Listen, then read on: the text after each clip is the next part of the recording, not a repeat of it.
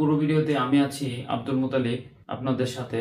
চলুন ভিডিওটি শুরু করা যাক। স্ট্রোক হলো মস্তিষ্কের এমন একটি জরুরি অবস্থা যখন মস্তিষ্কে রক্ত প্রবাহ বাধাগ্রস্ত হয় বা কমে যায়, ফলে মস্তিষ্কের টিস্যুগুলো পর্যাপ্ত পরিমাণ অক্সিজেন ও পুষ্টি পায় না। এটি মূলত দুই ধরনের হয়ে থাকে: ischaemic stroke, haemorrhagic stroke. Ischaemic stroke মস্তিষ্কে ধমনীতে রক্ত জমাট বাঁধার কারণে হয়। হেমোরেজিক স্ট্রোক মস্তিষ্কের ধমনী ফেটে রক্তক্ষরণ হয়। এখন আমরা জানবো স্ট্রোকের লক্ষণ সমূহ। স্ট্রোকের সাধারণ লক্ষণ বোঝার জন্য FAST নিয়ম অনুসরণ করা হয়। এতে ফেস ড্রপিং মানে মুখের এক পাশ ঝুলে পড়া।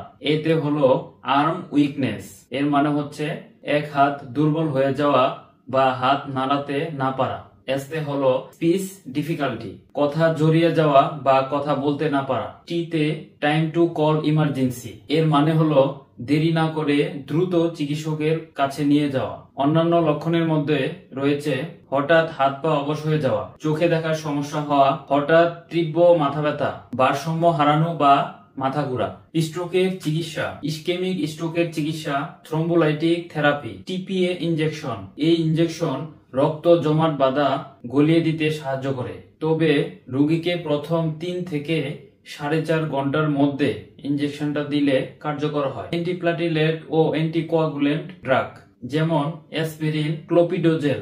মেকানিক্যাল প্রসেস: ক্যাথেটারের মাধ্যমে ব্লক সরানো হয়। হেমোরেজিক স্ট্রোকের চিকিৎসা: উচ্চ রক্তচাপ নিয়ন্ত্রণ, উচ্চ রক্তচাপ কমাতে ওষুধ দেওয়া হয়। সার্জারি: মস্তিষ্কে রক্তক্ষরণ কমাতে জরুরি অবস্থায় অস্ত্রোপচারের প্রয়োজন হয়। স্ট্রোকের প্রতিরোধ ও ম্যানেজমেন্ট: স্ট্রোকের প্রতিরোধের জন্য গুরুত্বপূর্ণ কিছু পদক্ষেপ নেওয়া হয়। উচ্চ রক্তচাপ নিয়ন্ত্রণ: নিয়মিত রক্তচাপ পরীক্ষা করা ও রক্তচাপ নিয়ন্ত্রণ করা। ডায়াবেটিস ম্যানেজমেন্ট: রক্তে শর্করার পরিমাণ নিয়ন্ত্রণ করা।